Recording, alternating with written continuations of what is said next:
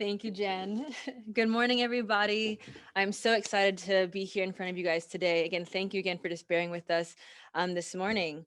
I have the honor to be able to introduce Attorney General Dave Yost. Dave Yost became Ohio's 51st Attorney General on January 14th of 2019. He began his public service career as Delaware County's auditor and prosecutor. As prosecutor, he won the first ever capital case in Delaware County and took down the largest drug ring in county history. He became Ohio 32nd Auditor of State in January 2011. In 2 terms, he helped convict 170 corrupt public officials and uncovered $30 million in stolen and misspent public funds. At the same time, he promoted efficiency by identifying potential savings of $287 million for governments and school districts. In November of 2018, Yost was elected as Ohio Attorney General, an office in which he pursues his mission of doing big good by protecting Ohio citizens and aggressively fighting corruption. One of Attorney General Yost's main focus is human trafficking. Once in office, Attorney General Yost created a new unit, the Human Trafficking Initiative, which I have the pleasure of being a part of. In order to have an in-house group that is working towards ending labor and sex trafficking in the state by increasing awareness, empowering Ohioans to take action in their communities, and strengthening victim services throughout Ohio, and ensuring traffickers and buyers of sex, which is the demand side of sex trafficking, will be brought to justice. Because of his passion and to impact human trafficking in the state of Ohio, we are able to go full steam in creating an annual human trafficking summit, and it has been a whirlwind of amazing, amazing connections. What a great opportunity to bring all of you here today, whether you're at home or at work, to be with us today, to embark on a day of education, understanding, and empowerment to continue the fight against human trafficking.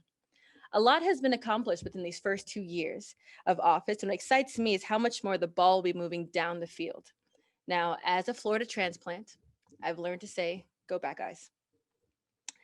We're going to be moving this ball down the field over the next several years with innovation, collaboration, and growth. A huge thank you for trusting and believing in our team, Attorney General Dave Yost. Without further ado, the man behind the mission, Attorney General Dave Yost.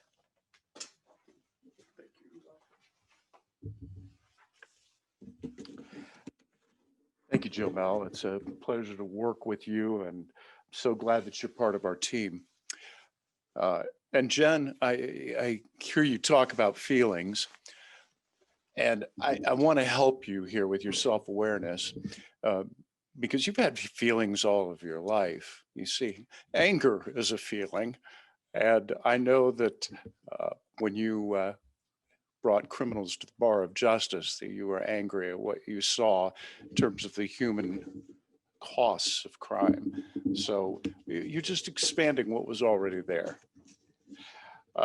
It means so much to me to be with all of you today, especially considering what happened, all of the things that have happened since the last time we met. When we gathered a year ago for the first time, who could have guessed what was still ahead of us? COVID-19 had barely touched the United States at that point. The first case in the United States had been confirmed just before the first human trafficking summit, just one confirmed case.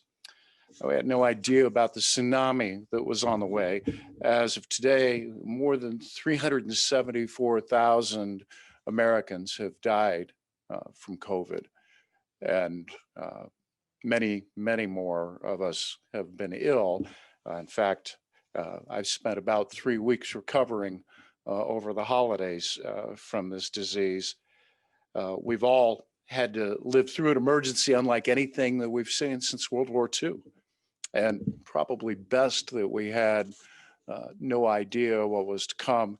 I think Lincoln probably had it right when he said that the best thing about the future is that it only happens one day at a time. Please join me in a moment of silence to remember the several 100,000 people, Americans, who have died during this pandemic.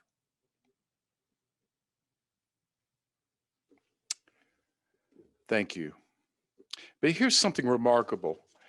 In spite of what happened, in spite of the losses we in our country have experienced, in spite of the restrictions on our lives, our work has continued.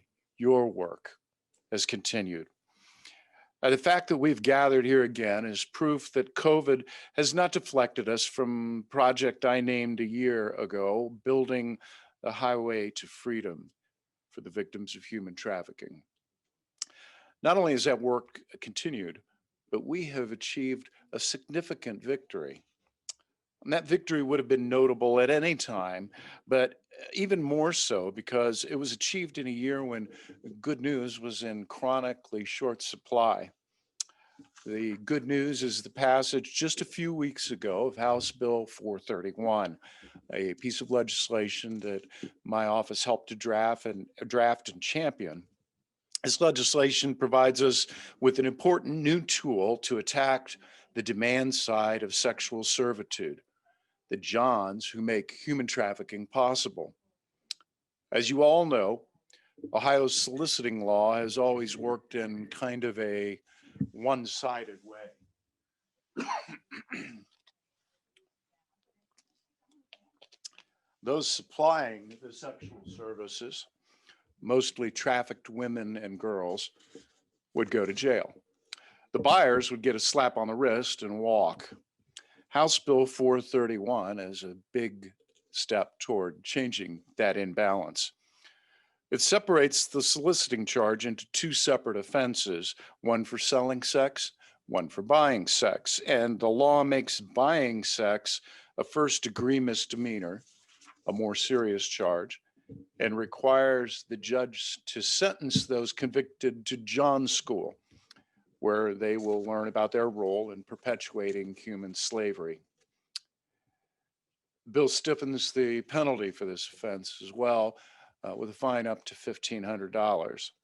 And it also eliminated a legal distinction that treated trafficked minors who are 16 and 17 years old differently from those who are younger.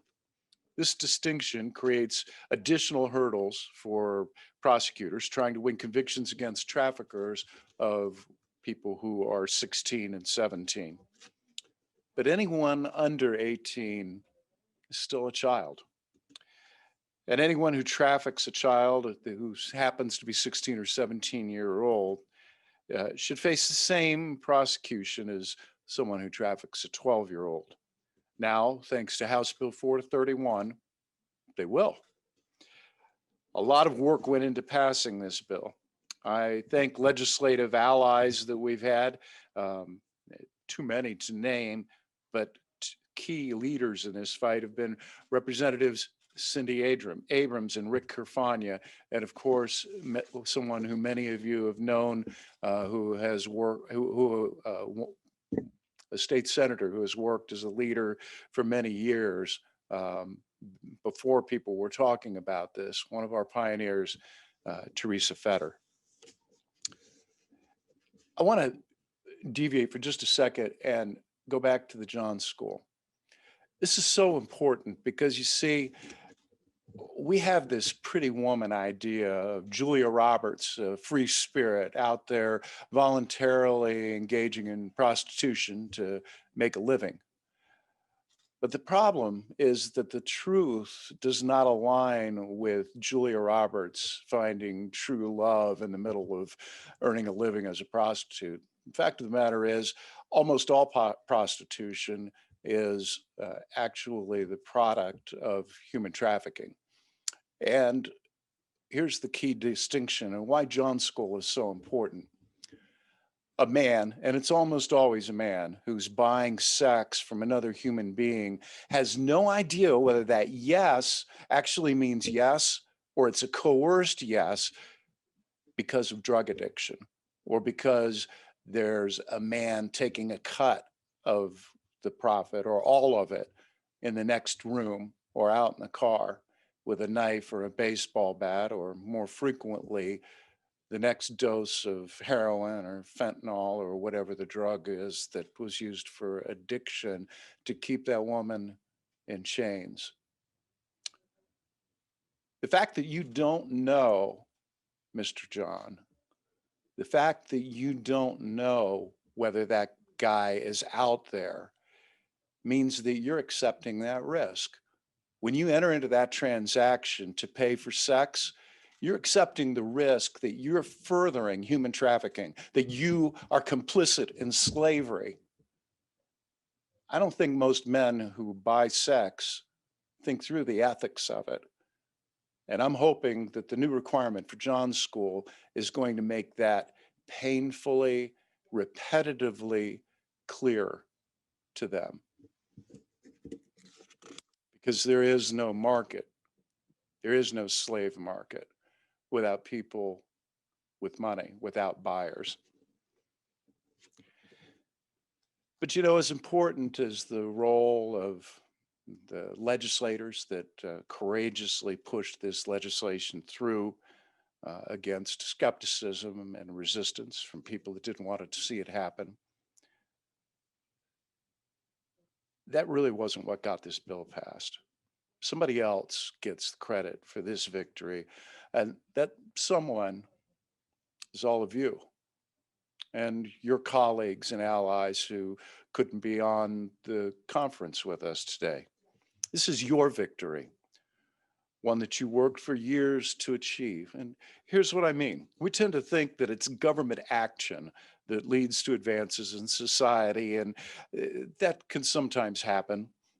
But more often, government is taking its cue from the people, from the great shifts in public opinion or public perception. One example that I will offer to you to make my point is drunk driving. For decades, our society didn't take drunk driving seriously. We knew it could be deadly, but we didn't really see it as a crime. We saw it as an accident, not an intentional act. After all, the drunk driver was drunk. He or she didn't mean to kill somebody.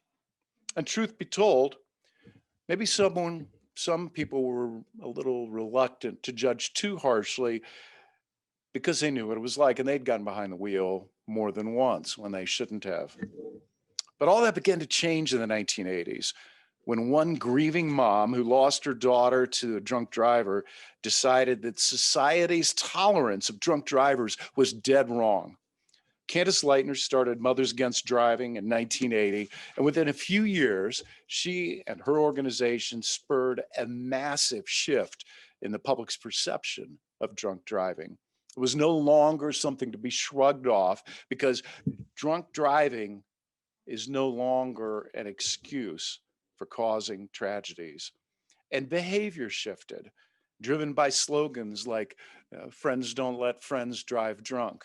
And new ideas came into the language, like a DD, designated driver. And our laws followed public opinion. They didn't lead it.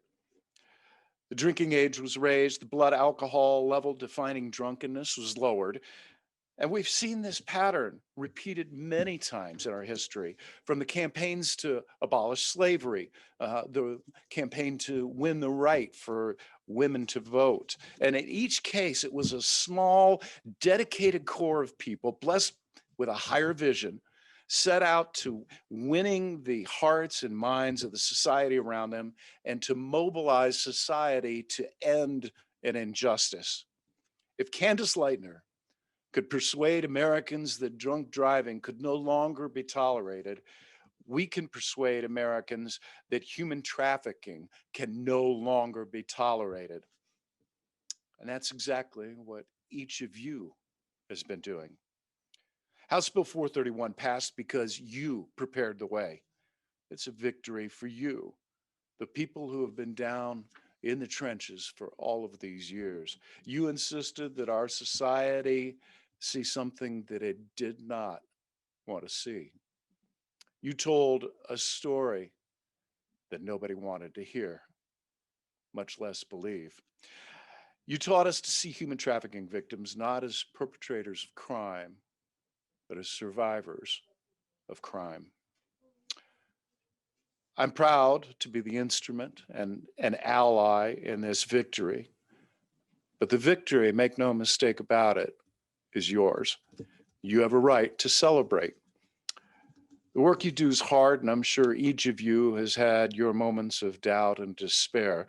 Many, maybe it was when you had a particularly heartbreaking experience with human trafficking, a victim who fell back into the life despite all of your efforts.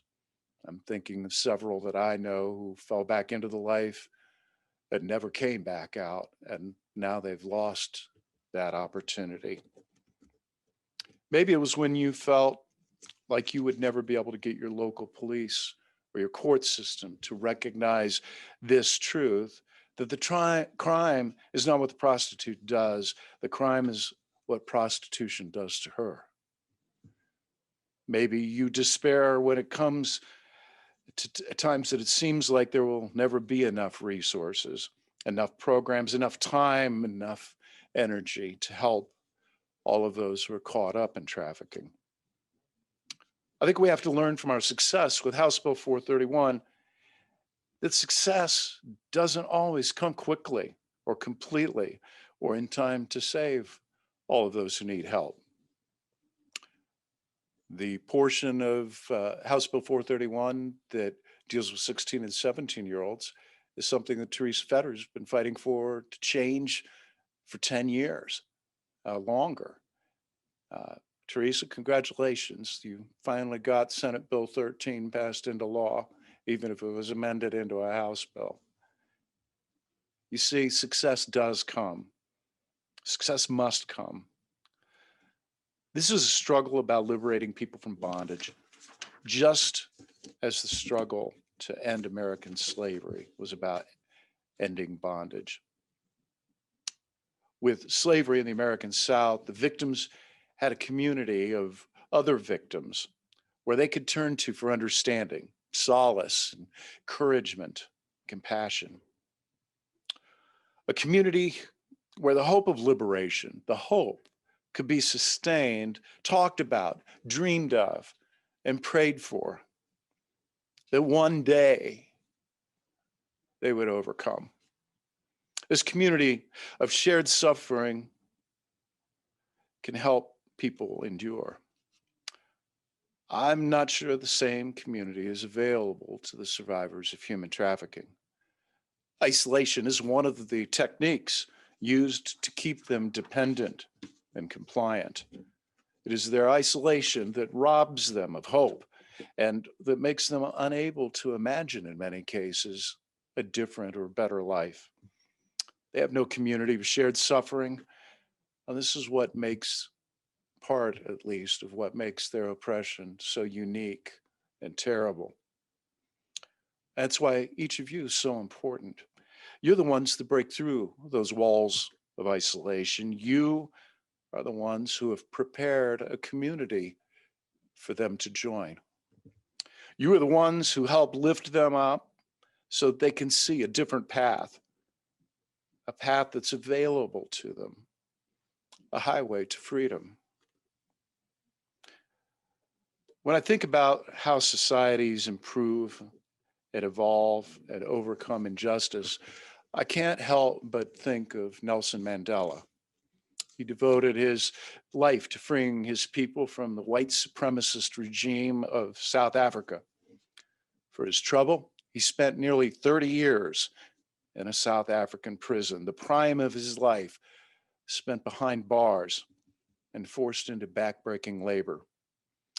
You can bet he had a profound understanding of oppression and exploitation, and as he watched his life tick away uselessly behind prison bars, there must have been moments of doubt.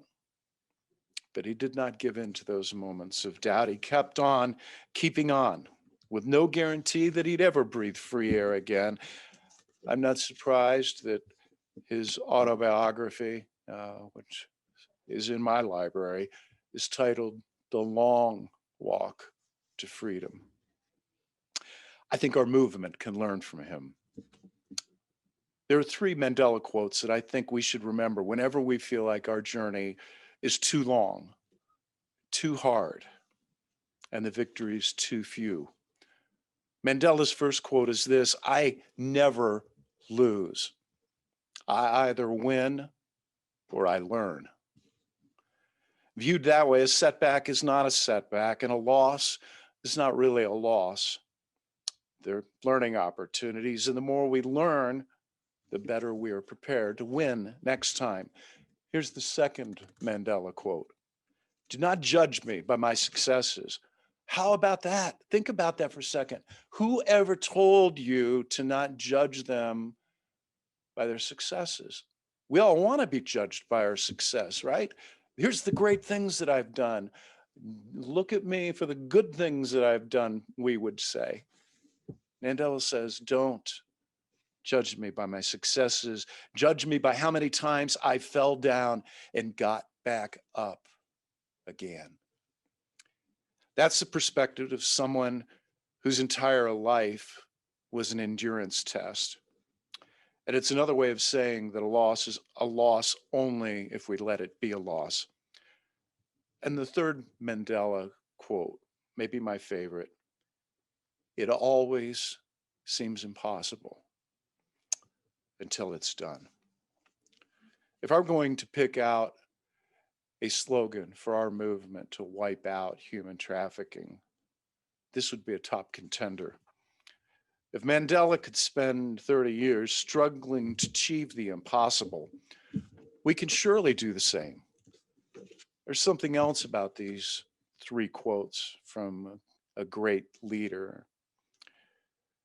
Not only do they apply to us and the hard work of trying to end human trafficking, they also apply to the survivors of human trafficking, because each human trafficking victim on their way to becoming a survivor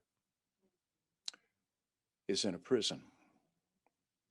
And many will fall down and have to get up again.